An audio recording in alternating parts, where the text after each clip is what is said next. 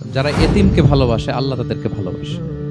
এবং আল্লাহর হাবিব সাল্লাল্লাহু আলাইহি ওয়াসাল্লাম বলতেন, আনা ওয়া কাফিলুল ইয়াতীমি ফিল জান্নাতি কাহাতাইন। আমি এবং এতিমের রক্ষণাবেক্ষণকারী এইভাবে প্রতিবেশীর মতো জান্নাতে থাকব। এই দুই আঙ্গুলের মাঝে যেমনি গ্যাপ নাই, আমার আর এতিমের রক্ষণাবেক্ষণের কারী তার বাড়ির মাঝখানে কোনো গ্যাপ থাকবে না জান্নাতে। We will be neighbour in paradise. জান্নাতে এরকম আমরা কাছাকাছি থাকবো। আল্লাহু আকবার পড়েন। তাহলে এতিমের রক্ষণাবেক্ষণকারীকে আল্লাহ তাআলা ভালোবাসে। যারা এতিমকে পছন্দ করে না, এতিমকে তাড়িয়ে দেয়, তাদেরকে আল্লাহ পছন্দ করেন। আল্লাহ তাআলা বলেন, আরাআইতাল্লাযী ইউকাযযিবু বিদ্দীন ফাযালিকাল্লাযী ইয়াদুউল ইয়াতীম। যারা আখিরাতকে অবিশ্বাস করে তারাই এতিমকে ঘাড় ধাক্কা দিয়ে তাড়িয়ে দেয়। কোনো বিশ্বাসী কখনো এতিমের সাথে খারাপ আচরণ করে না।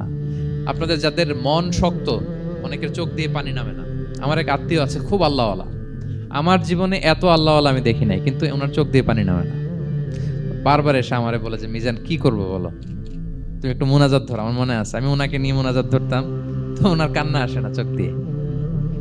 এত আল্লাহওয়ালা, খুব ভালো মানুষ, কিন্তু চোখ দিয়ে পানি নামে না। এটা অনেকের হয়, নানা কারণে হয়। আল্লাহর হাবিব সাল্লাল্লাহু আলাইহি ওয়াসাল্লাম বলেছেন, কারো যদি চোখ দিয়ে পানি না নামে বা হৃদয় নরম না হয়, তারা যেন এতিমের মাথায় হাত বুলিয়ে দেয়।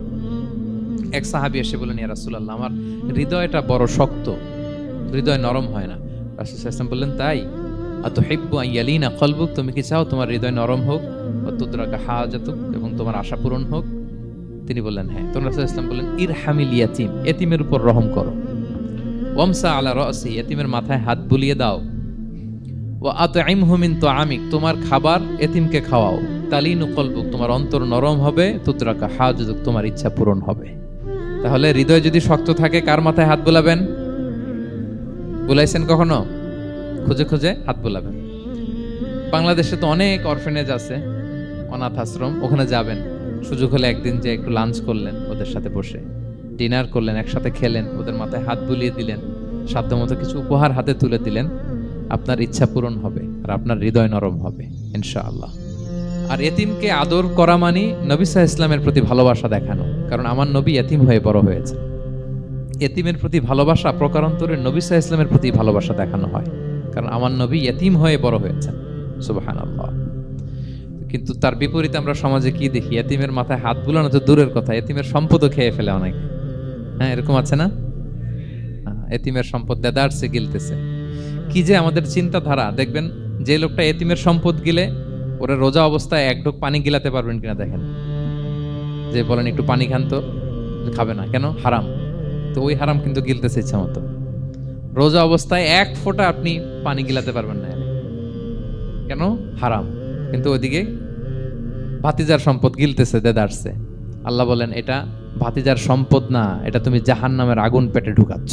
ইন্নাল্লাযীনা ইয়াকুলুনা আমওয়ালাল ইয়াতামা যুলমান ইন্নামা ইয়াকুলুনা ফি বুতুনিহিম নারা ওয়া সায়াসলাউনা সাঈরা। যারা এতিমের সম্পদ খায়, এটা সম্পদ না, এটা জাহান্নামের আগুন তুমি পেটে ঢুকাচ্ছ।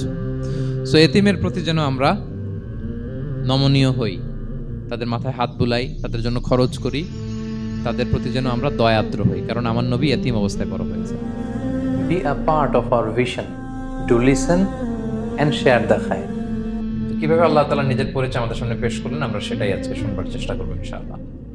সূরাতুল ইখলাস, আপনারা কি জানেন এটা কোরআনের কততম পারায় অবস্থিত? 30তম পারায়। এবং এই সূরাটি মাক্কি সূরা। কি সূরা? কোরআনের সর্বশেষ পারায় অবস্থিত 30তম পারায়। আয়াত সংখ্যা তো আমরা শুরুতেই বললাম, কয়টি? 4টি। এই সূরাটি কোরআনের যে সূরার ধারাক্রম, সেই ধারাক্রম অনুসারে 112 নম্বর সূরা। কত নম্বর? 112 নম্বর সূরা। এই সূরাটা মক্কাতুল মুকাররমাতে নাজিল হওয়ার কিছু প্রেক্ষাপট আছে। প্রেক্ষাপটগুলো হচ্ছে, আরবরা বংশকে খুব গুরুত্ব দেয়, বংশ প্রিজার্ভ করা, লিনিয়েজকে প্রিজার্ভ করা। এবং তারা মানুষকে দেখে, শুধু মানুষ তো না, মানুষের পায়ের ছাপ দেখে বলে দিতে পারতো তার বাবাকে, তার বাবাকে, পর দাদাকে, 14 পুরুষের নাম বলে দিতে পারতো। শুধু মানুষই না, তারা উটের পায়ের ছাপ দেখে, উটের পায়ের, মরুভূমির বালুতে উটের পায়ের ছাপ দেখে ওই উট কোন বংশের, ওই বংশের, ওর নাম কি, ওর বাবার নাম কি, ওর দাদার নাম কি, 14 পুরুষ এরকম ছিল। এবং তারা দুজন মানুষকে যদি ঢেকে রাখা হয়, সারা শরীর, শুধু পায়ের একেবারে শেষের দিকের ছোট আঙ্গুল দেখে, এটাকে ইলমুল কিয়াফা বলে। ওই ছোট আঙ্গুলের শেপ দেখে ওরা বলে দিতে পারতো সে কোন বংশের, তার বাবার নাম কি, দাদার নাম কি। 14 পুরুষ, তারা এই লিনিয়েজকে প্রিজার্ভ করতো আর কি এইভাবে। এবং এই বংশ পরিক্রমা মুখস্থ করা, জানা, জিজ্ঞেস করা, এটাকে গুরুত্ব দিত।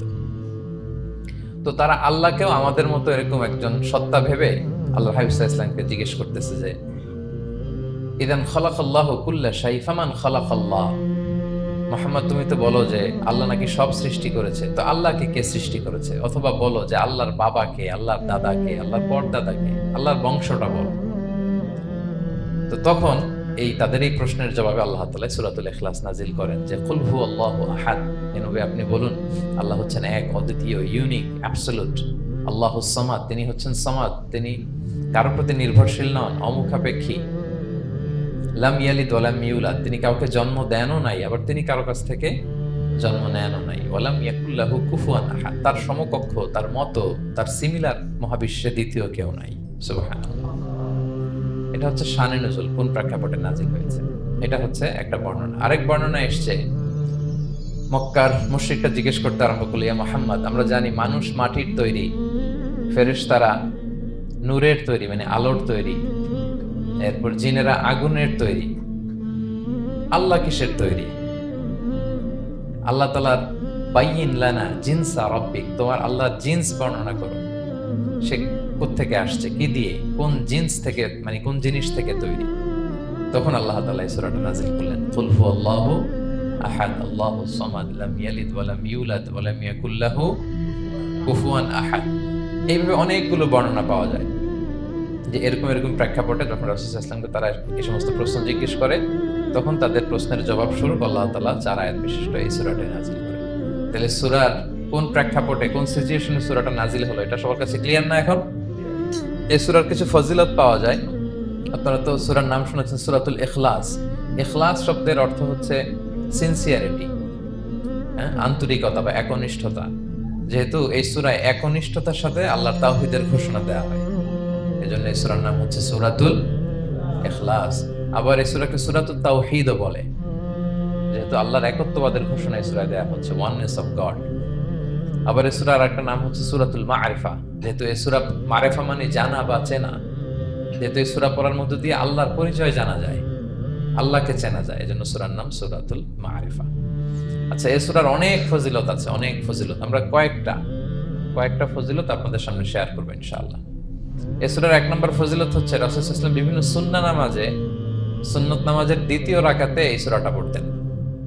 যেমন ফজরের 2 রাকাত সুন্নত আছে না, ফজরের 2 রাকাত সুন্নতের দ্বিতীয় রাকাতে রাসূল সাল্লাল্লাহু আলাইহি ওয়াসাল্লাম এটা পড়তেন। প্রথম রাকাতে সূরা কাফিরুন, দ্বিতীয় রাকাতে সূরা ইখলাস, এটা পড়তেন। মাগরিবের নামাজের যে সুন্নাত, সেই সুন্নাতেরও দ্বিতীয় রাকাতে আল্লাহর হাবিব সাল্লাল্লাহু আলাইহি ওয়াসাল্লাম এই সূরাটা পড়তেন। তাওয়াফ করার পরে 2 রাকাত নামাজ পড়তে হয়, জানেন? ওই 2 রাকাত নামাজে রাসূল সাল্লাল্লাহু আলাইহি ওয়াসাল্লাম প্রথম রাকাতে সূরাতুল কাফিরুন, দ্বিতীয় রাকাতে সূরাতুল ইখলাস পড়তেন। বিতিরের সালাতের শেষ রাকাতে আল্লাহর হাবিব সাল্লাল্লাহু আলাইহি ওয়াসাল্লাম সূরাতুল ইখলাস পড়তেন। এইভাবে অনেকগুলো হাসান হাদিস আছে।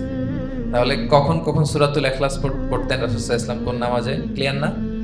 ফজরের 2 রাকাত সুন্নত নামাজের শেষের রাকাতে, মাগরিবের 2 রাকাত সুন্নত নামাজের শেষের রাকাতে, তাওয়াফের পরে যে 2 রাকাত পড়তে হয় শেষের রাকাতে, বিতিরের সালাতের শেষ রাকাতে।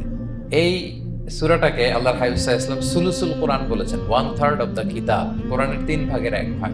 সূরাতুল ইখলাস তা'দিলু সুলুসাল কোরআন, সূরা ইখলাস হচ্ছে কোরআনের 3 ভাগের 1 ভাগ।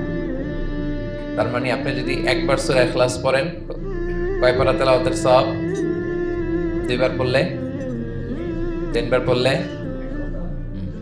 3 বার পড়লে 1 খতম কোরআনের সওয়াব। আলহামদুলিল্লাহ।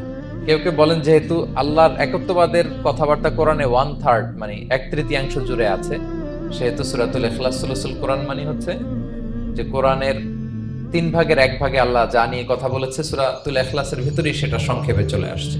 এজন্য এটাকে বলা হয় 1/3 অফ দ্য বুক, কোরআনের 3 ভাগের 1 ভাগ। এটার আরেকটা, এই হাদিসটা মুতাওয়াতির হাদিস, সূরাতুল ইখলাস তা'দিলু সুলুসাল কোরআন, এটা এমন সংখ্যক, বেশি সংখ্যক সাহাবী প্রতিটি জেনারেশনে বর্ণনা করেছে, সাহাবী, তাবি, এই হাদিসের ব্যাপারে কোনো ডাউট তৈরি হয় না, কোনো সাসপিশন তৈরি হয় না। খুবই ভ্যালিড এই হাদিসটা, যেটা কোরআনের 3 ভাগের 1 ভাগ। আচ্ছা, আল্লাহর হাবিব সাল্লাল্লাহু আলাইহি ওয়াসাল্লাম আরেকটা হাদিসে এসেছে, এক সাহাবীকে কোবা পল্লীতে ইমাম করে পাঠিয়েছেন। মদিনা মসজিদে নববীর পাশে একটা মসজিদ আছে, মসজিদে কোবা, সেই মসজিদের ইমাম করে এক সাহাবীকে পাঠিয়েছেন। ওই সাহাবীর একটা অভ্যেস ছিল, উনি প্রত্যেক রাকাতে সূরা ফাতিহার পরেই আগে সূরা ইখলাস পড়তেন। ধরেন প্রথম রাকাতে সূরা ফাতিহার পরে ইখলাস, এরপর একটা সূরা পড়তেন। দ্বিতীয় রাকাতে সূরা ফাতিহার পরে আবার সূরা ইখলাস, এরপর একটা সূরা পড়তেন। ধরেন যে জুমার নামাজ 2 রাকাত, উনি ফাতিহার পরে প্রথমে কোন সূরাটা পড়ে নিতেন, এরপরে অন্য যে কোনো একটা সূরা। দ্বিতীয় রাকাতে সূরা ফাতিহার পরে কোন সূরাটা প্রথমে পড়ে নিতেন, ইখলাসের। এইটাই ওনার স্বভাব। প্রত্যেক নামাজে যদি কোনো ইমাম সাহেব শুধু সূরা ইখলাস পড়ে, একটু খারাপ লাগবে না আমাদের? ওনার মুসল্লিদেরও তাই লেগেছে। ওনারা জিজ্ঞেস করলেন, তুমি এটা কেন করো? এরকম না করে স্বাভাবিকভাবে পড়ো। তো উনি বললেন, না, আমি এইভাবেই পড়বো, আমি যেভাবে পড়তেছি এইভাবেই পড়বো, পড়লে পড়ো, না হলে তোমাদের হিসাব তোমাদের। তো তারা যে রাসূল সাল্লাল্লাহু আলাইহি ওয়াসাল্লামের কাছে বিচার দিল যে, ইয়া রাসূলুল্লাহ, দেখেন একজন ইমাম আপনি আমাদের জন্য নির্ধারণ করেছেন, উনি প্রত্যেক রাকাতে সূরা ইখলাস পড়ে, ইন এভরি সিঙ্গেল রাকা সূরা ইখলাস পড়ে। তো রাসূল সাল্লাল্লাহু আলাইহি ওয়াসাল্লাম তাকে ডাকলেন, ডেকে বললেন, ঘটনা কি? তুমি নাকি এরকম করো, প্রত্যেক রাকাতে ফাতিহার পরে আগে ইখলাস দিয়ে শুরু করো, কেন কেন করো? সে বলতেছে, ইয়া রাসূলুল্লাহ, হ্যাঁ আমি আসলে এমনটা করি, কারণ আমি এই সূরাটাকে বড্ড ভালোবাসি। কারণ ফিহি সিফাতুর রহমান, এই সূরার ভেতরে আল্লাহর পরিচয় মেলে, আল্লাহর পরিচয় পাওয়া যায়, যেন সূরাটাকে আমি বড্ড ভালোবাসি। রাসূল সাল্লাল্লাহু আলাইহি ওয়াসাল্লাম বললেন, ঠিক আছে, তোমার অভ্যাসের পরিবর্তন করার দরকার নেই।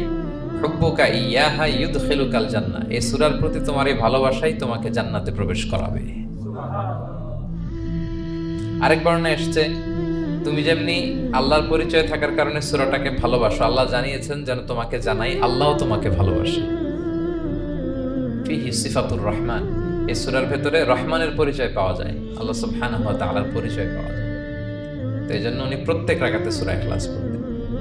আরেকটা হাসান পর্যায়ের হাদিসে পাওয়া যায়, 9ম হিজরিতে আল্লাহর হাবিব সাল্লাল্লাহু আলাইহি ওয়াসাল্লাম তাবুক যুদ্ধে অংশগ্রহণ করেছিলেন। আপনারা তাবুক যুদ্ধের নাম শুনেছেন? হ্যাঁ, নিশ্চয়ই শুনেছেন, যারা ইসলামের ইতিহাস, ইসলামের বায়োগ্রাফি নিয়ে পড়াশোনা করেছেন। তাবুক হচ্ছে অনেক দূরে মদিনা থেকে, খুব কষ্টের সফর ছিল। তখন খেজুর পেকে সবার ঘরে খেজুর, পাকা খেজুর উঠাতে হবে, আবার প্রচন্ড গরম, আবার সফরের দূরত্ব অনেক বেশি। এই সফরে মূলত কোনো যুদ্ধ সংগঠিত হয়। তাবুক যুদ্ধে কোনো যুদ্ধ হয়নি, কয়েক সপ্তাহ লাগছে যেতে, কয়েক সপ্তাহ ফিরতে, এতটুকুই। জাস্ট কে পাক্কা ইমানদার আর কারা মুনাফিক, হিপোক্রিট, এটাকে ক্লিয়ার করার জন্য আল্লাহ তাআলা এই যুদ্ধের আহ্বান জানিয়েছেন যে যাও, অ্যাটাক করো, তাবুকে যাও। বিশাল বাহিনী, প্রায় বিশাল একটা বাহিনী যে তাবুকে চলে গেল। রাসূল সাল্লাল্লাহু আলাইহি ওয়াসাল্লাম যখন তাবুক যুদ্ধে ছিলেন, এই অভিযানে ছিলেন, তখন মদিনায় এক সাহাবী ইন্তেকাল করেন, নাম হচ্ছে মুআবিয়া ইবনে মুআবিয়া আল মুজহানি। তো উনি ইন্তেকাল যখন করলেন, রাসূল সাল্লাল্লাহু আলাইহি ওয়াসাল্লাম তো এত দূর থেকে এটা জানতেন না। জিবরাইল আলাইহিস সালাম এসে বললেন, ইয়া রাসূলুল্লাহ, মদিনাতে আপনার সাহাবী মুআবিয়া ইন্তেকাল করেছে। মুআবিয়া ইবনে আবি সুফিয়ান একজন সাহাবী আছে, উনি নয়, মুআবিয়া ইবনে মুআবিয়া আল মুজহানি। তখন বললেন, ইয়া রাসূলুল্লাহ, আপনি এই 30,000 সাহাবী নিয়ে এখানেই মরুভূমির মধ্যেই তার গায়েবানা জানাজা পড়েন, আমরাও আছি আপনার সাথে, আমরাও শরীক হব। রাসূল সাল্লাল্লাহু আলাইহি ওয়াসাল্লাম এত দূরে তাবুক থেকেই মুআবিয়া ইবনে মুআবিয়া আল মুজহানি রাদিয়াল্লাহু তাআলা গায়েবানা জানাজায় শরীক হলেন। এই গায়েবানা জানাজায় সাহাবাদের সাথে ফেরেশতারাও শরীক হয়েছিলেন, 2 কাতারে, পেছনে 2 কাতার, প্রতি কাতারে 70,000 ফেরেশতা। জানাজা শেষে, দোয়া শেষে আল্লাহর হাবিব সাল্লাল্লাহু আলাইহি ওয়াসাল্লাম বললেন যে, জিবরিল, ঘটনা কি? মুআবিয়ার এত স্ট্যাটাস, এত মর্যাদা, কি কারণে তুমি 2 কাতারে 70,000 হলে 1,40,000 বিশাল ফেরেশতাদের বহন নিয়ে তুমি জানাজায় জয়েন করলে, কারণ কি? কি তার মর্তবা?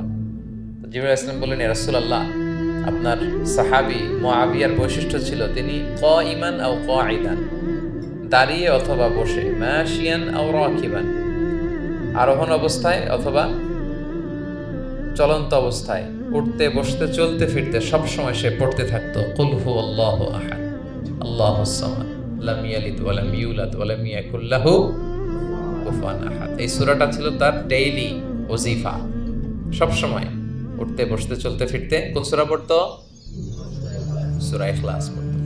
এজন্য আল্লাহ তাআলার আদেশে আমরা 1,40,000 ফেরেশতা নিয়ে তার জানাজায় শরীক হয়েছি। সুবহানাল্লাহ। তাহলে বুঝতে পারতেছেন এই সূরার মর্তবা কতটা পছন্দনীয় সূরা আল্লাহর কাছে। যদিও ছোট, আয়াত কয়টা, কিন্তু আল্লাহর কাছে এটার ফজিলত অনেক বেশি। প্রিয় ভাইরা, শুধু এখানেই শেষ নয়, আল্লাহর হাবিব সাল্লাল্লাহু আলাইহি ওয়াসাল্লাম সকালে, সন্ধ্যায়, ফজরের পরে, মাগরিবের পরে এবং বিছানায় ঘুমোতে যাওয়ার আগে তিনি সূরাতুল ইখলাস, সূরা ফালাক, সূরা নাস পড়ে হাতের মধ্যে ফু দিতেন, দুই হাত একসাথে মিলিয়ে এরকম ফু দিয়ে মাথা থেকে বডিতে যতটুকু সম্ভব তিনি মাসে করতেন। তিনটা সূরাই শুরু হয়েছে কুল দিয়ে, এজন্য এই তিন সূরাকে একসাথে বলে কুল আস-সালাসা, মানে তিন কুল। এই তিন কুল তিনি ফজরের পর, মাগরিবের পর আর বিছানায় ঘুমোতে যাওয়ার আগে পরে হাতে ফু দিয়ে সারা গায়ে মেসেজ করতেন। আপনারা করেন? হ্যাঁ, এই অভ্যাসটা, ওজিফাটা আছে তো আপনাদের? না, করবেন এটা। এটা special protection, you will get a special protection from Allah সুবহানাহু ওয়া তাআলা। অনেকে দেখবেন ব্ল্যাক ম্যাজিক করে। ব্ল্যাক ম্যাজিক কিন্তু সত্য। ম্যাজিক করে, সেহের করে আপনাকে দুর্বল করে ফেলবে। স্বয়ং আল্লাহর হাবিব সাল্লাল্লাহু আলাইহি ওয়াসাল্লামকে সেহের করা হয়েছিল। উনি কয়েক মাস স্ত্রীদের সাথে ফিজিক্যাল ইন্টিমেসিতে যেতে পারতেন না, এত দুর্বল হয়ে গেছিলেন। লাবিদ ইবনুল আসাম নামে এক ইহুদি মিত্র, সে জাদু করেছিল রাসূল সাল্লাল্লাহু আলাইহি ওয়াসাল্লামকে। ওনার মাথার চুল চিরুনির ভেতর 11টা গিট দিয়ে সেই ব্ল্যাক ম্যাজিক করেছে। নবী সাল্লাল্লাহু আলাইহি ওয়াসাল্লাম কয়েক মাস অসুস্থ ছিলেন। পরে সূরা ফালাক নাস যখন নাজিল হয় তখন আল্লাহ তাআলা রাসূল সাল্লাল্লাহু আলাইহি ওয়াসাল্লামকে সুস্থ করে দিলেন। সাহাবীদেরকে নিয়ে এক কুয়ার নিচ থেকে, চিরুনি থেকে এই গিটগুলো খুলে খুলে রাসূল সাল্লাল্লাহু আলাইহি ওয়াসাল্লাম 11টা আয়াত তেলাওয়াত করলেন। রাসূল সাল্লাল্লাহু আলাইহি ওয়াসাল্লামকে সুস্থ করে দিল কে? আল্লাহ সুবহানাহু ওয়া তাআলা শিফা নসিব করলেন। তার মানে ব্ল্যাক ম্যাজিক সত্য, সেহের করে মানুষ। আপনার সফলতা, আপনার সাকসেস, এটা সবার ভালো লাগবে না, মনে রাখবেন। সবাই এটা পছন্দ করে না। আল্লাহ আইনু হক, নজর কিন্তু সত্য। নজর সত্য, নজরের প্রভাব আছে, চোখের প্রভাব আছে। এজন্য কারো ভালো কিছু দেখলে মাশা আল্লাহ বলবেন, আল্লাহর দিকে ফিরিয়ে দিবেন ওটার কল্যাণ। কি বলবেন? একটা সুন্দর ফুটফুটে বাচ্চা দেখলে মাশা আল্লাহ। কারো সফলতা দেখলে, কারো ফার্মে গেলেন, বাগানে যেয়ে দেখলেন ফল মূল ভর্তি, কি বলবেন? মাশা আল্লাহ, বিসমিল্লাহ মাশা আল্লাহ বললে এটাতে আর ক্ষতি হয় না। অনেকে বলে যে বাবা মা মাশাআল্লাহ বলা লাগে না, বাবা মা আর নাকি মামা, এই তিনজন নাকি মাশাআল্লাহ না বললে কিছু ভুল কথা। বাবা মারা বলতে হয়। বাবাও তার ছেলের কোনো সাকসেস, ভালো কিছু দেখলে কি বলবে? মাশাআল্লাহ, তাবারাকাল্লাহ, অথবা বিসমিল্লাহ মাশাআল্লাহ, এটা আপনারা বলবেন। নজরের প্রভাব আছে। আপনি সিম্পলি দেখেন, এই যে আমি আপনাদের দিকে তাকিয়ে তাকিয়ে কথা বলছি, আমি যদি অনেকক্ষণ স্টেয়ারিং করি, কারোর দিকে ভেবে তাকিয়ে থাকি, সে ভালো ফিল করবে? কেন? আমি কি তার মারছি, ধরছি, স্পর্শ করছি? কিছুই তো করলাম, শুধু আমি তার দিকে তাকিয়ে আছি। তার মানে এতেই সে অস্বস্তি ফিল করতেছে। ধরেন যে আপনি কোন একটা প্রোগ্রামে বসে আছেন, আপনার পাশে যে বসে, আপনি তার দিকে এরকম 10 মিনিট তাকায় আছেন, কোনো কথা ছাড়া শুধু তাকিয়েই রইলেন। তার কি ভাল লাগবে বলেন? সে কি কমফোর্টেবল ফিল করবে? সে ভয় পাবে, সে ভয় পাবে, অস্বস্তি ফিল। আপনি কিছুই করেন নাই, না তাকে টাচ করেছেন, না ধরেছেন, ছুঁয়েছেন, কিন্তু শুধু তাকিয়ে আছেন। দেখেন নজরের কি প্রভাব। আল্লাহ আইনু হক, নজর সত্যি। এজন্য কারো সাকসেস দেখলে আমরা সবসময় যেন মাশাআল্লাহ বলি। মাশাআল্লাহ ঠোঁটের সাথে মিলিয়ে রাখবেন। ভালো দেখলে কি বলবেন? মাশাআল্লাহ, মাশাআল্লাহ, বিসমিল্লাহ মাশাআল্লাহ, মাশাআল্লাহ, তাবারাকাল্লাহ, এটা বলবেন। তাহলে আল্লাহর হাবিব সাল্লাল্লাহু আলাইহি ওয়াসাল্লামকেও সেহের করা হয়েছিল। এজন্য এই সেহের থেকে, ব্ল্যাক ম্যাজিক থেকে, আইন মানে জেলাসি, মানুষের নজর দিয়ে যে হিংসা করে, এই জেলাসি থেকে, মিন শাররি হাসিদিন ইযা হাসাদ, হাসাদ থেকে, মিন কুল্লি মাকরুহিন ওয়া শুরুর, এই সব ক্যালামিটি, ডিজাস্টার, এগুলো থেকে পানাহ হিসেবে আপনি এই ওজিফাটা করবেন। 3 কুল, কুল আস-সালাসা, 3 কুল। আমার সাথে সাথে বলেন, কয় কুল? কি কি? সূরাতুল ইখলাস, সূরা ফালাক, সূরা নাস। এই 3টা পড়ে ফজরের পর, মাগরিবের পর আর ঘুমোতে যাওয়ার আগে হাত দুইটাকে একসাথে করে পরে লম্বা একটা ফু দিয়ে মাথা থেকে মাসাজ করবেন সারা গায়ে। করা যাবে ইনশাআল্লাহ বিইذنিল্লাহ। এবং আম্মা জান আয়েশা রাদিয়াল্লাহু তাআলা আনহা বলতেন, আমি যখন কখনো অসুস্থ হয়ে যেতাম, অসুস্থ হলে রাসূল সাল্লাল্লাহু আলাইহি ওয়াসাল্লামকে যে যখন কমপ্লেইন করতে, ইয়া রাসূলুল্লাহ আমি তো অসুস্থ, রাসূল সাল্লাল্লাহু আলাইহি ওয়াসাল্লাম আমাকে এই আমলটা করতে বলতেন। মানে আয়েশা, তুমি সূরাতুল ইখলাস, সূরা ফালাক, সূরা নাস পড়ে সারা গায়ে কি করো? ফু দাও। আলী রাদিয়াল্লাহু তাআলা আনহু বর্ণনা করেন, আল্লাহর হাবিব সাল্লাল্লাহু আলাইহি ওয়াসাল্লাম একবার নামাজ পড়তেছেন, নামাজে তিনি সিজদারত অবস্থায়, ইন দ্য মিন টাইম লাদাগাতহুল আকরাব, একটা বিচ্ছু রাসূল সাল্লাল্লাহু আলাইহি ওয়াসাল্লামের আঙ্গুলে কামড় দিল। বিচ্ছুর কামড় খাইছেন? হ্যাঁ, কেমন লাগে? খুব আরাম লাগে? হ্যাঁ, খুব যন্ত্রণা হয়, অনেক যন্ত্রণা হয়। রাসূল সাল্লাল্লাহু আলাইহি ওয়াসাল্লামকে যখন কামড় দিল নামাজরত অবস্থায়, রাসূল সাল্লাল্লাহু আলাইহি ওয়াসাল্লাম খুব যন্ত্রণা পেলেন, ব্যথা পেলেন, এই বিচ্ছুটারে লানত করলেন। সাধারণত লানত করতেন না, তিনি বলতেন লানাতুল্লাহি আলাল আকরাব, এই বিচ্ছুর উপর লানাত, লা ইয়াদাউ নাবিয়্যান ওয়ালা গায়রা, এই বিচ্ছু নবীও চিনে না, মানুষও চিনে না। মানে কোথায় কামড় দিতে হবে এটাও বুঝতেছে না। শুধু নবী না, সব নবীদের নবী, ওনারা কামড় দিয়ে ফেলছে। তাই আল্লাহর পক্ষ থেকে পরীক্ষা ছিল, কেয়ার করা। তিনি ভর্ৎসনা করলেন, লানত করে বললেন নবীও চিনস না, মানুষও চিনস না, কামড় দিয়ে খুব কষ্ট পাচ্ছেন তিনি। তো আল্লাহ হাবিব সাল্লাল্লাহু আলাইহি ওয়াসাল্লাম বললেন, যাও গরম পানি আর লবণ নিয়ে আসো, এনে এটার মধ্যে ঢালো। তো ঢালতে আরম্ভ করলো। লবণ কিন্তু খুবই ব্যথানাশক, pain killer, natural pain killer. এটার মধ্যে সোডিয়াম ক্লোরাইড আছে, তো এটা গরম করে লবণ মিশিয়ে দিলে যে কোনো ব্যথা ট্যাথা সাথে সাথে ভালো হয়ে যায়। রাসূল ইসলাম বললেন ঢালো। ঢালতেছে, রাসূল ইসলাম পড়তেছেন কুল হুয়াল্লাহু আহাদ আল্লাহুস সামাদ লাম ইয়ালিদ ওয়া লাম ইউলাদ ওয়া লাম ইয়াকুল লাহু কুফুয়ান আহাদ বলে ফু দিচ্ছেন আর ঢালতেছে। ঢালাও শেষ, আঙ্গুলের ব্যথাও শেষ। তাহলে রাসূল সাল্লাল্লাহু আলাইহি ওয়াসাল্লামের একটা চিকিৎসা পদ্ধতি আপনারা জানলেন, তিব্বে নাবাবী, যে সাপ বিচ্ছু কিছু দংশন করলে ওখানে কুসুম ওয়ার্ম ওয়াটার, লবণ দিয়ে ওয়ার্ম ওয়াটার করে সেখানে ঢালতে হবে। আর কোন সূরা পড়তে হবে? কুল হুয়াল্লাহু আহাদ আল্লাহুস সামাদ লাম ইয়ালিদ ওয়া লাম ইউলাদ ওয়া লাম ইয়াকুল লাহু কুফুয়ান আহাদ, এটা পড়তে হবে। তাহলে এই সূরার ফজিলত কি জানতে পেরেছেন আপনারা? ক্লিয়ার তো না? আমি রিপিট করি কি কি ফজিলত বললাম। রাসূল সাল্লাল্লাহু আলাইহি ওয়াসাল্লাম ফজরের নামাজের সুন্নাতে, মাগরিবের সুন্নাতে, তাওয়াফের পরের সুন্নাতে, ভিতরের শেষ রাকাতে সূরাতুল ইখলাস পড়তেন। রাসূল সাল্লাল্লাহু আলাইহি ওয়াসাল্লাম সূরাটাকে সুলুসুল কুরআন, 1/3 অফ দ্য কিতাব বলেছেন। কোরআনের কয় ভাগের এক ভাগ? এবং এক সাহাবীর ঘটনা তো শুনলাম, সে সব নামাজে সূরা ইখলাস পড়তো। মুসল্লিরা কমপ্লেইন করার পরেও সে পড়লো। রাসূল সাল্লাল্লাহু আলাইহি ওয়াসাল্লাম বললেন কেন পড়ো? বলে যে ফিহি সিফাতুর রহমান, এই সূরায় আল্লাহর পরিচয় আছে, এই সূরাটা পড়তে ভালো লাগে। তো রাসূল সাল্লাল্লাহু আলাইহি ওয়াসাল্লাম বললেন এই সূরার প্রতি তোমার ভালো লাগেই তোমাকে জান্নাতে নিয়ে যাবে। আরেক বর্ণনায় যে তুমি যেমনি আল্লাহর কারণে এই সূরাকে ভালোবাসো, আল্লাহও জানিয়েছেন তিনি তোমায় ভালোবাসেন। এরপর মুআবিয়া ইবনে মুআবিয়া আল-মুযানির হাদিস শুনলাম, তিনি উঠতে বসতে চলতে ফিরতে সবসময় কোন সূরা পড়তেন? সূরাতুল ইখলাস। ফলে আকাশ থেকে 1,40,000 ফেরেশতা এসে দুই কাতারে 70,000 করে ওনার গায়েবানা জানাজায় অংশগ্রহণ করেছেন। এবার বলেন এটাকে আপনারা কি ওয়াজিফা বানাবেন? হ্যাঁ, বানাবেন ডেইলি ওয়াজিফা? মেক ইট ইউর ডেইলি ওয়াজিফা। রিসাইট সূরাতুল ইখলাস every day, specially in the morning and evening.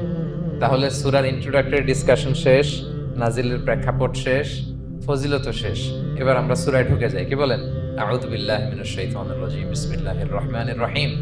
বিতাড়িত শয়তান থেকে আল্লাহর কাছে পানাহ চাই, পরম করুণাময় অসীম দয়ালু আল্লাহর নামে শুরু করছি। আল্লাহ বলছেন কুল হুয়াল্লাহু আহাদ। হে নবী আপনি বলুন, ওই যে বারবার প্রশ্ন করে বাইয়িন লানা জিনসা রাব্বিক, তোমার আল্লাহ কি দিয়ে তৈরি? আল্লাহ কি স্বর্ণের তৈরি, না রূপার তৈরি, না কাঠের তৈরি? এভাবেই লিটারালি বলতেছে আহুয়া মিন যাহাব আও ফিদ্দা আও মিন খাশাব। মুহাম্মদ তোমার আল্লাহ কি স্বর্ণের, না রূপার, না কাঠের? আল্লাহ বলেন নবী আপনি এটা বলেন। কুল, নবী আপনি বলুন হুয়াল্লাহু আহাদ, আল্লাহ হচ্ছে এক। তোমরা যেরকম আল্লাহকে ভাবো আল্লাহ আসলে ওইরকম নয়। আল্লাহর সত্তাটা আমাদের মতো নয়, সৃষ্টিগত সত্তার মতো নয়। আমরা এটাতে প্রায় ভুল করে ফেলি। অনেকে এমন এমন প্রশ্ন করি আল্লাহর সাথে, মনে হয় যেন আল্লাহ আমার একেবারে, আমরা নিজেরা যেরকম ওইরকম। কিন্তু স্রষ্টা যে সৃষ্টি জগতের অনেক ঊর্ধ্বে, এটা আমরা বুঝি না। তিনি সময়ের ঊর্ধ্বে, তিনি স্থানের ঊর্ধ্বে, তিনি কালের ঊর্ধ্বে, সবকিছুর ঊর্ধ্বে। যেমন আমাদের 3টা কাল আছে, হ্যাঁ, অতীত, তারপর বর্তমান যেটাকে ধরা যায় না, প্রতি সেকেন্ডে ন্যানো সেকেন্ডে এটা অতীত হয়ে যাচ্ছে, আর যেটা সামনে ঘটবে এটা কি? ফিউচার, ভবিষ্যৎ। আল্লাহরও কি এরকম অতীত বর্তমান ভবিষ্যৎ আছে? সময়টা আমাদের জন্য, উনি তো সময়ের স্রষ্টা, ওনার সাথে আপনি সময় সেট করতে পারবেন না, উনি সময়ের ঊর্ধ্বে। ফলে উনি এই ইবলিস যে আদেশ ভঙ্গ করা, আদম আলাইহিস সালাম এবং হাওয়া আলাইহিস সালাম পৃথিবীতে আসা, নূহ, দাউদ, হুদ, সালেহ থেকে শুরু করে এই একের পর এক নবী, শেষ নবী, বর্তমান সময়, ভবিষ্যৎ, দাজ্জাল, কিয়ামত, সব তিনি অ্যাট এ গ্ল্যান্সে দেখেন, একবারে ওনার চোখের সামনে। আমাদের মতো অতীত বর্তমান ভবিষ্যৎ ওনার নাই। আমরা যেমনি ভাব প্রকাশের জন্য ভাষা লাগে, এই যে আমি বাংলায় কথা বলতেছি আপনারা বুঝতেছেন, মালাইরা যারা মালাইতে কথা বলে, ইংলিশরা ইংরেজিতে কথা, চাইনিজে কথা বলে, ভাষা, উনি ভাষার স্রষ্টা, ফলে ওনার ভাষাও লাগে না। কিন্তু উনি বোঝানোর জন্য একটা ভাষা ইউজ করে আমাদের জন্য সহজ করে দিয়েছেন। একটা ভাষায় না বললে তো আমরা বুঝবো না, ফলে উনি আরবি ভাষায় কোরআনটাকে নাজিল করেছেন। যাতে আমরা বুঝি, কিন্তু উনি ভাষার মুখাপেক্ষী না। ওনাকে সময়, কাল, ভাষা কোনো কিছু দিয়ে বাধা যায় না। উনি সবকিছুর ঊর্ধ্বে, সবকিছুর ঊর্ধ্বে। এবং আল্লাহ কোথায় আছেন আমরা বলি যে আরশের উপরে আছেন। সেখানে ওই এরিয়াটা হচ্ছে লা জামান লা মাকান, ওখানে সময় তারপর কাল এগুলো ওখানে যায় না। আল্লাহর সাথে এই প্রশ্নগুলো একেবারেই অবান্তর। ফলে আমরা যে প্রশ্নগুলো হুট করে না বোঝার কারণে করে ফেলি, যেহেতু আমাদের খুব সীমিত জ্ঞান, ফলে আমরা সৃষ্টির সাথে স্রষ্টাকে গুলিয়ে ফেলি। কিন্তু উনি কিন্তু আমাদের মতো নন। এজন্য আল্লাহ বলেন যে আমাকে জিজ্ঞেস করে যে আমি লোহার তৈরি না স্বর্ণের তৈরি না রূপার তৈরি নাকি পাথরের তৈরি বা কাঠের তৈরি, তুমি বলো কুল হুয়াল্লাহু আহাদ। হে নবী আপনি বলুন আমি হচ্ছি এক, একক, অদ্বিতীয়। আরবিতে এক এক বলতে আরবিতে ওয়াহেদ শব্দ ব্যবহার করে, আহাদ ব্যবহার করা হয় না। ব্যক্তির গুণ হিসেবে কখনো আহাদ ব্যবহার করা হয় না। এটা কেবলমাত্র শুধুমাত্র একমাত্র আল্লাহ তাআলার জন্য ব্যবহার করা হয়, তিনি আহাদ। আহাদ কারণ ওয়াহেদ শব্দের ওয়াহেদাতুন হয়, মানে পুরুষবাচক হয় বা স্ত্রীবাচক হয়, কিন্তু আহাদের আর কিছু হয় না। আহাদ আহাদি। আল্লাহ শব্দটাই এরকম, আল্লাহ শব্দটাই এরকম। যেমন ঈশ্বরের ঈশ্বরী হয়, ভগবানের ভগবতী হয়, গডের গডেস হয়। আল্লাহর এরকম স্ত্রীবাচক কিছু আছে? কিছু নাই। আল্লাহ বলেন ইন্নানি আনাল্লাহু লা ইলাহা ইল্লা আনা ফা'বুদনি ওয়া আকিমিস সালাতা লিযিকরি। নিশ্চয় আমি আল্লাহ। মুসা আলাইহিস সালামকে প্রথম যে প্রত্যাদেশ রেভেলেশন দিয়েছিলেন মুকাদ্দাসে তুয়ার পাশে, তুর পাহাড়ের পাদদেশে, ওখানে প্রথম মুসা আলাইহিস সালাম আল্লাহর সাউন্ড তখন তিনি শুনেছিলেন। এবং আল্লাহর সাউন্ডটাও আমাদের সাউন্ডের মতো নয়। যেমন আমি এদিক থেকে কথা বললে আপনি এই পাশ থেকে শুনবেন, এদিক থেকে কথা বললে এদিক থেকে আমাকে ডাক দিলে এদিকে, তার মানে আমি দিকের সাথে সম্পৃক্ত। আল্লাহর এটা এরকম না। মুসা আলাইহিস সালাম তিনি যখন আল্লাহর কথা শুনলেন তিনি বললেন যে একটা সাউন্ড শুনলাম, এটা চারদিক থেকে শোনা যায়, চারদিক থেকে শোনা যায়। এবং তিনি ওনার প্রেগনেন্ট স্ত্রীকে নিয়ে মাদিয়ান ক্রস করে ইজিপ্টের বর্ডারে ঢুকবেন। ইন দ্য মিন টাইম আল্লাহ তাআলা ওই সময়টাকে চুজ করেছেন, তাকে এখন নবী বানাবো, তাকে রেভেলেশন দেব। তো তিনি দেখলেন যে ইন্নী আনাস্তু নারান, আমি ওই যে লাআল্লি আতিকুম মিনহা বিকাবাসিন আও আজিদু আলান নারি হুদা, স্ত্রীকে দাসীকে বললেন যে একটু বসো, প্রচন্ড ঠান্ডা, ওই যে আগুন দেখা যায়, মনে হয় কেউ আগুন পোহাচ্ছে, আমি একটু আগুন নিয়ে আসি মশাল দিয়ে, তোমাদের আরাম লাগবে, একটু ওয়ার্ম আপ হবে। তা আগুনের কাছে যেয়ে দেখে সামনে যত যায় আগে আগুন তত পেছায়। এবং আগুনটা সাধারণ আগুন না, একটা গাছ থেকে আগুন বেরোচ্ছে, কিন্তু ওই গাছের পাতা জ্বলে না, ডাল জ্বলে না, কিছুই হয় না। আসলে এটা আগুন না, এটা আল্লাহর নূর। আল্লাহর নূর সেখানে ফোকাস দেওয়া হচ্ছে। এবং আল্লাহর নূরও আমাদের নূরের মতো না। নূর মানে লাইট, নূর মানে কি? লাইট। সো এই যে আমরা যে লাইট দেখি এই লাইটের মতো না, কারণ আল্লাহর এই নূরের কাবার দেয়া হচ্ছে আবার নূরের পর্দা দিয়ে। পর্দা দেয়া হয় সাধারণত আলোকে আটকানোর জন্য, কিন্তু আল্লাহর যে পর্দা, হিজাবের কথা বলা হয়েছে, ওইটা ওই পর্দাটাও আলো, আলোর পর্দা। আমাদের সাথে মিলালে হবে? আমরা আমরা ঘরে পর্দা টাঙাই কি কি থামাতে বলেন তো? আলো থামাতে। আর আল্লাহর যে হিজাব পর্দাগুলো কিসের? আলোর, নূরের। সো কোশ্চিন কালেও আপনি সৃষ্টির সাথে স্রষ্টাকে মিলাবেন না। আমরা ভুল করে অনেক সময় এরকম অবান্তর প্রশ্নগুলো করি। তো আল্লাহ তখন মুসা আলাইহিস সালামকে প্রত্যাদেশ করলেন যে ইন্নানি আনাল্লাহ লা ইলাহা ইল্লা আনা ফা'বুদনি, আমি আল্লাহ। আমি কি? আল্লাহ। এই আল্লাহ নামটা আল্লাহ নিজেই রেখেছেন। আমাদের নাম রাখে আমাদের বাবা দাদা, আল্লাহর তো বাবা দাদা কেউ নাই। আল্লাহর নাম কে রেখেছে? আল্লাহ নিজেই রেখেছেন। ফা'বুদনি, আমার ইবাদত করো, ওয়া আকিমিস সালাতা লিযিকরি। তাহলে এখানে প্রথম আয়াতেই শিরকের উপর কুঠারাঘাত করা হয়েছে, শিরকি আকীদাকে লন্ডভন্ড করে দেওয়া হয়েছে এবং বোঝানো হয়েছে আল্লাহ হচ্ছেন এক, অদ্বিতীয়, একক। কারণ আমরা যত ইবাদত করি এর মধ্যে যদি শিরকের স্পর্শ থাকে আমাদের ইবাদত ভ্যানিশ হয়ে যাবে, এটার কোনো দাম নাই। লা ইন আশরাকতা লা ইয়াহবাতান্না আমালুক ওয়া লা তাকুনান্না মিনাল খাসিরিন। আল্লাহ বলেন যদি শিরক করো তাহলে তোমার সব আমল বাতিল হয়ে যাবে, তোমার রোজা, নামাজ, হজ, যাকাত, জিকির কিছু থাকবে না। এজন্য শিরক যাতে কখনো আমাদের না হয়, শিরকের সাথে যেন আমাদের সম্পর্ক না থাকে। ইন্নাল্লাহা লা ইয়াগফিরু আইয়ুশরাকা বিহি ওয়া ইয়াগফিরু মা দুনা যালিকা লিমান ইয়াশা। আল্লাহ সব মাফ করেন কিন্তু শিরকের গুনাহ মাফ করেন না। কি মাফ করে না? এজন্য শিরকের সাথে আমাদের কোনো সম্পর্ক নাই। দেখেন আমরা যখন নামাজে দাঁড়াই, আমরা তাকবীরে তাহরিমে বাঁধার পরে কি পড়ি? ওয়াজজাহতু ওয়াজহিয়া লিল্লাযী ফাতারাস সামাওয়াতি ওয়াল আরদা হানিফা ওয়া মা আনা মিনাল মুশরিকিন। দেখেন নামাজে দাঁড়ালে আগে ক্লিয়ার করে নিতে হয় যে আল্লাহ ওয়া মা আনা মিনাল। এই যে লক্ষ লক্ষ হাজী সাহেবরা যায় ইজহার রেদা পড়ে, ওখানে কি পড়ে? লাব্বাইক আল্লাহুম্মা লাব্বাইক, লাব্বাইক লা, আগে হিসাব ক্লিয়ার যে আল্লাহ শিরকের সাথে ছিটেফোঁটা সম্পর্ক আমাদের নাই, আমরা একনিষ্ঠভাবে তোমার ইবাদত করি। তাহলে সূরাতুল ইখলাস বেসিক্যালি তাওহীদের একনিষ্ঠ ঘোষণার নাম, যেটার প্রথম আয়াত আল্লাহ তাআলা নবীকে বললেন যে হে নবী আপনি আমার পরিচয় দিয়ে দেন, আপনি বলুন কুল হুয়াল্লাহু আহাদ, আমি এক, একক, অদ্বিতীয়। কুল হুয়াল্লাহ, নবী আপনি বলুন তিনি হচ্ছেন আল্লাহ এবং তিনি হচ্ছেন আহাদ। আল্লাহ নামটার অনেক ভাবে কোরআনে পরিচয় দিয়েছেন। আল্লাহ আলিফ লাম, লাম আলিফ ছাড়া, লিল্লাহ দিয়ে, লাম ছাড়া, লাহু দিয়ে, আপনি যেভাবেই বলবেন সেভাবে আল্লাহর পরিচয় পাওয়া যায়। লিল্লাহি মা ফিস সামাওয়াতি ওয়া মা ফিল আরদ, কোরআনের অনেক আয়াতে এসেছে। লাম বাদ দিয়ে দিলে লাহুল মুলকু ওয়া লাহুল হামদু হুয়া আলা কুল্লি শাইইন কাদির, লাম বাদ দিয়ে দিলে হা দিয়ে আল্লাহর পরিচয় দিয়েছেন, হুয়া দিয়ে পরিচয় দিয়েছেন, ওয়াল্লাহুল্লাযী লা ইলাহা ইল্লা হু। তাহলে যেভাবে আপনি পরিচয় খুঁজতে যাবেন সেখানে আল্লাহর পরিচয় পাওয়া যাবে। আল্লাহ তাআলা বলছেন হুয়াল আউয়ালু ওয়াল আখিরু ওয়াল যাহিরু ওয়াল বাতিন ওয়া হুয়া বিকুল্লি শাইইন আলিম। তিনি প্রথম, তিনি শেষ, তিনি প্রকাশ্য, তিনি গোপন। তিনি প্রথম মানে কি? তিনি সূচনাহীন অতীত থেকে আছেন। দেখেন আমাদের সাথে মিলে না, আমাদের অতীতের একটা সূচনা থাকে, কি বলেন, আমার জন্মের একটা স্টার্টিং পয়েন্ট আছে না, যে এখান থেকে আমার অস্তিত্ব শুরু, এত সালে আমি, এত সালে আপনি, তার মানে আমাদের একটা স্টার্টিং আছে তো নাকি? আল্লাহ স্টার্টিং কবে থেকে বলেন? কবে থেকে? যে এই সময় থেকে উনি আল্লাহ, বলেন?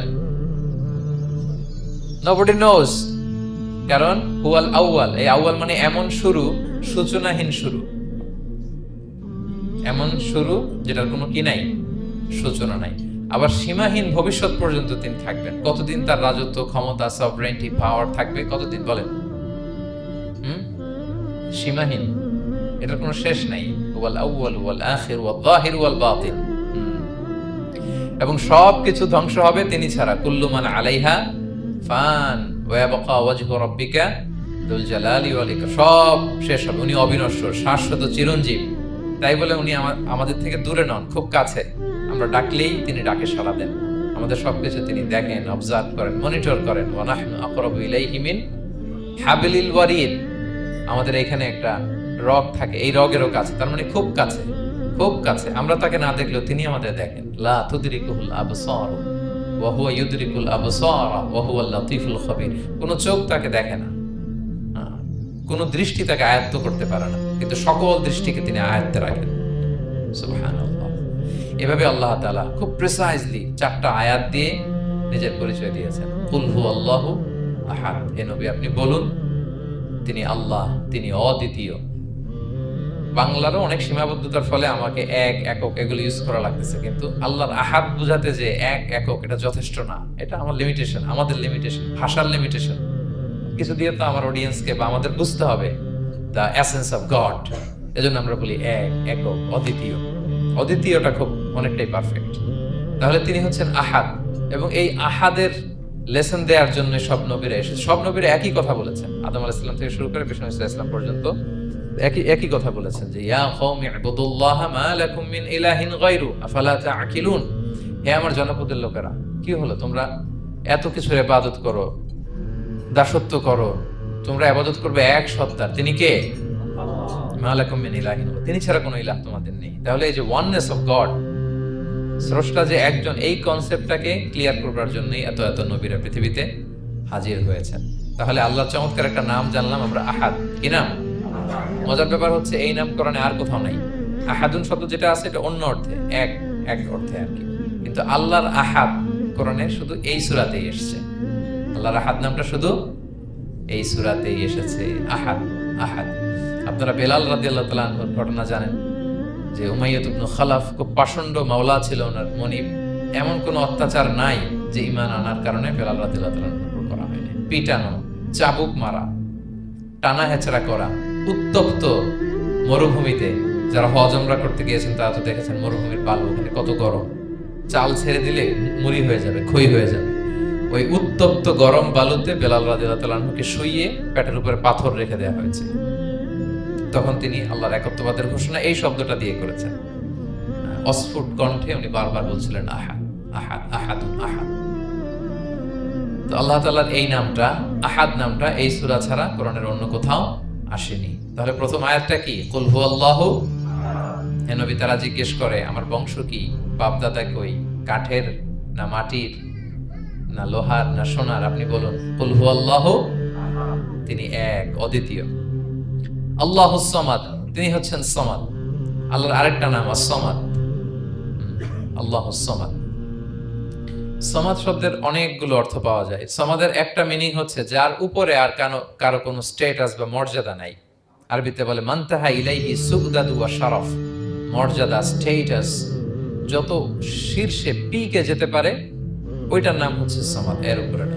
সামাদের আরেকটা অর্থ হচ্ছে যে পরনির্ভরশীল নয়, মানে তার কারো উপর নির্ভর করা লাগে না, সে স্বয়ংসম্পূর্ণ। আচ্ছা, পৃথিবীতে এমন কারো নাম বলেন তো যে কোনো দিন কোনো কিছুতে কোনো কাজে অন্যের মুখাপেক্ষী হওয়া লাগে নাই, সে একা একা আত্মনির্ভরশীল স্বয়ংসম্পূর্ণ, এরকম একজনের নাম বলেন?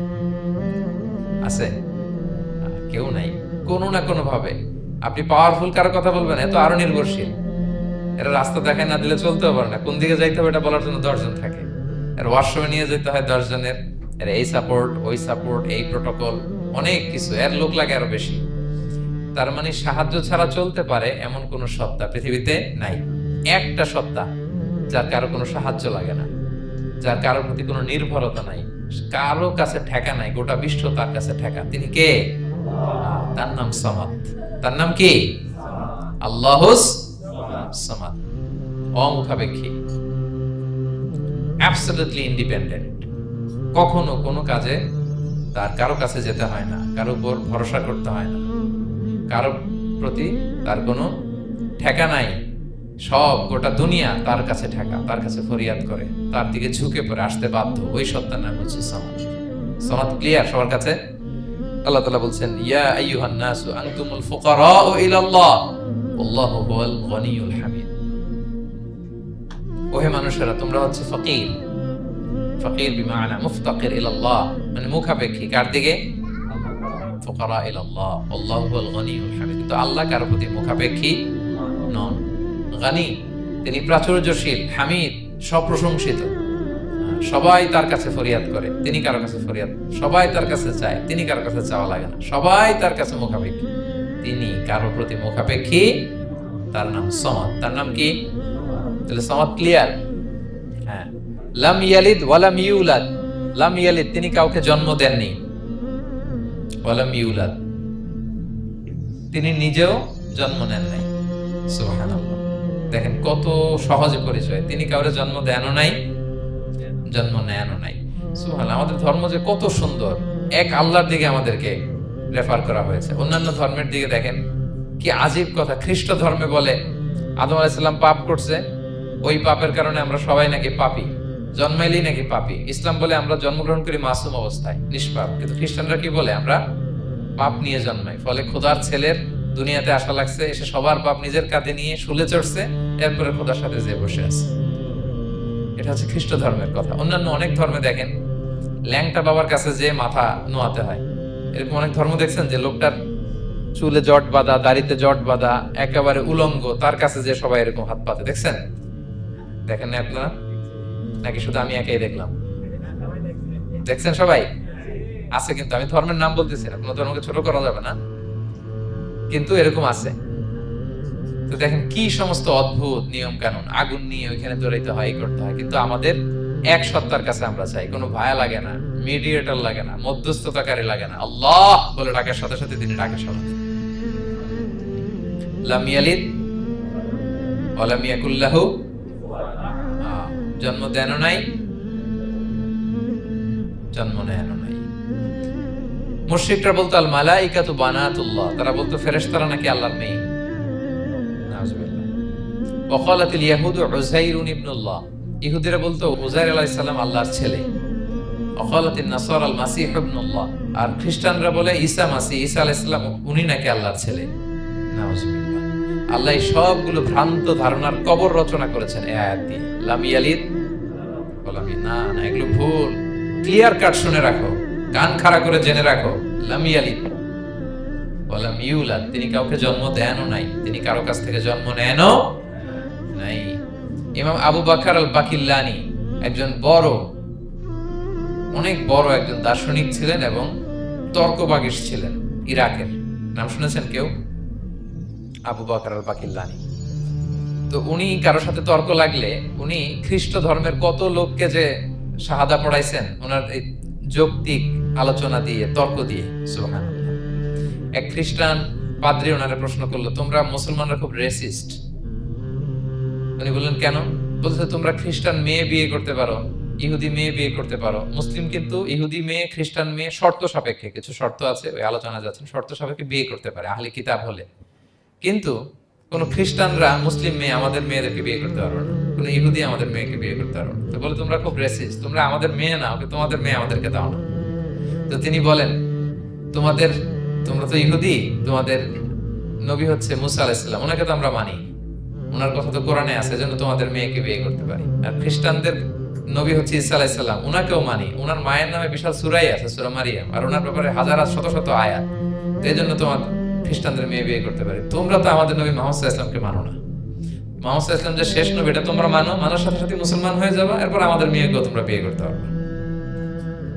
এভাবে উনি এমন ভাবে উত্তর দিতেন, বুহিতাল্লাযী কাফার, একেবারে লাজবাব হয়ে যেত। তো ওনার নাম যখন ছড়ালো, ইরাকের মুসলিম বাদশাহ ওনাকে কনস্টান্টিনোপলে পাঠাবেন, যেখানে রোমান এম্পায়ার। তো রোমান এম্পায়ার এরাও খুব প্রস্তুতি নিয়ে আছে যে আবু বকর আল বাকিলানিকে ডিল করা অনেক কঠিন, সে আসতেছে, তার সাথে কিভাবে কি করা যায়। তো আপনারা জানেন যে খ্রিস্ট সমাজের নিয়ম হচ্ছে রাজার দরবারে ঢুকতে গেলে কুর্নিশ করে ঢোকা লাগে। কি করে? মাথা নত করে, এরকম নিচের দিকে করে রুকুর মতো করে এরপরে ঢোকা লাগে। তো এখন তারা প্ল্যান করতেছে যে আবু বকর বাকিলানি তো জীবনে আমার কুর্নিশ করবে না, এটা তো আমার জন্য অপমান হয়ে যাবে, কি করা যায়। তো রাজার এক বড় উজির সে প্ল্যান করলো, একটা কাজ করেন, রাজ দরবারে তাকে যখন ঢোকানো হবে তার জন্য একটা স্পেশাল গেট বানানো হবে, দরজাটা ফুল হবে না, হাফ হবে, অর্ধেক। তো অর্ধেক দরজা দিয়ে যখন সে ঢুকবে, সে তো বাধ্য মাথা নিচু করে ঢুকতে হবে, তাহলে রুকু হয়ে গেল, কুর্নিশ আপনাদের দেওয়া হয়ে গেল। বলে এই তো চমৎকার বুদ্ধি, ঠিক আছে একটা ছোট্ট দরজা বানাও। তো বানাইছে। উনি যখন কনস্টান্টিনোপলে পৌঁছলেন, অনেকে নিয়ে আসালো রাজদরবার, বলতেছে এটা দিয়ে ঢুকতে হবে, আমাদের সবার ঢুকেন। সবাই এরকম মাথা নিচু করে ঢুকছে। উনি দেখেই বুঝছে এটা তো কৌশল করছে আমার সাথে। তো উনি মাথা নিচু করছেন, কিন্তু এমনি না, উল্টা হয়ে উনি মাথাটা পিছনে দিয়ে, বুঝতে পারছেন, উনি অ্যাবাউট টার্ন হয়ে ঢুকতে তো হবে, পিঠটারে রাজার দিকে দিয়ে, নিতম্বটাকে রাজার দিকে দিয়ে, তারপরে উনি রুকু দিছে, উল্টা রুকু। তো এক হিসেবে কুর্নিশ মানে, বরং আরো রাজাকে কি হয়েছে, ইনসাল্ট করা হয়েছে। রাজা তো রেগে মেগে আগুন, সবাই রাজা বলছে জানতাম ও এরকম কিছু একটা করবে। মানে এমন ভাবে উনি বুদ্ধি বের করে ওনাকে, ওনার সাথে আর পারা যায়। কেন ওনার কথা আনলাম এই জন্য, সেখানে যেও উনি পুরো রাজ দরবারকে তাক লাগিয়ে দিলেন এইভাবে। উনি দেখেন যে কনস্টান্টিনোপলের রোমান এম্পায়ারের পাশে পোপ বসা, পোপ চিনেন তো, মানে তৎকালীন খ্রিস্টান সবচেয়ে বড় পাদ্রী। তিনি যে বলতেছে কাইফা হালুক ইয়া কাহানাতুল মা'বাদ ওয়া কাইফাল আহল ওয়া কাইফাল আওলাদ, যে বলতেছে আরে সম্মানিত পোপ, আপনি কেমন আছেন, আপনার বউ কেমন আছে, আপনার সন্তান কেমন আছে। এই কথা শুনে রাজা রেগে মেগে আগুন। এই আবু বকর বাকিলানি, এত বড় সাহস, তুমি জানো না উনি পোপ? পোপদের বিয়ে করা নিষেধ, তারা এত পবিত্র, তাদের স্ত্রী হয় না, তাদের সন্তান হয় না। একজন পবিত্র সত্তার সন্তান থাকে কি করে, স্ত্রী থাকে কি করে, তারা আমাদের পোপ। তা আবু বকর আল বাকিলানি বলে, আপনাদের পোপের যদি স্ত্রী থাকলে ইজ্জত চলে যায়, সন্তান থাকলে সম্মান ক্ষুণ্ণ হয়, তাহলে আপনারা ঈসা আলাইহিস সালামকে আল্লাহর সন্তান কি করে বানান, মেরিকে আল্লাহর স্ত্রী কি করে বানান। সুবহানাল্লাহ। আল্লাহর সাথে আপনারা বউ সেট করতে পারেন, আল্লাহর সন্তান সাব্যস্ত করতে পারেন, কিন্তু আপনার পোপকে জিজ্ঞেস করলাম আপনার স্ত্রী কেমন আছে, আপনার বউ কেমন আছে, আপনার রেগে মেগে আগুন। এই কথা শুনে ওই ওদিকে যারা আছে সব শাহাদা পড়ে মুসলমান হয়ে গেছে। এরকম অনেক লোক ওনার বুদ্ধিমত্তা দেখে শাহাদা পড়ে মুসলমান হয়ে গিয়েছে। এজন্য আল্লাহ তাআলা এই যে শিরকি আকীদার উপর কুঠারাঘাত করে তিনি বললেন লাম ইয়ালিদ ওয়া লাম ইউলাদ, তিনি জন্ম দেনও নাই, জন্ম নেনও নাই, ওয়া লাম ইয়াকুল লাহু কুফুয়ান আহাদ। এই কুফু শব্দটা আল্লাহর জন্য যে ব্যবহার হয়েছে কোরআনে আর কোথাও নাই। এক হচ্ছে আহাদ, আর এই কুফু আর কোথাও নাই। আল্লাহ বলেন ওয়া লাম ইয়াকুল লাহু কুফুয়ান আহাদ, তার সমকক্ষ কেউ নাই। আল্লাহর মতো similar, nothing is similar to him, equivalent to him. আল্লাহর মতো সিমিলার কিচ্ছু নাই।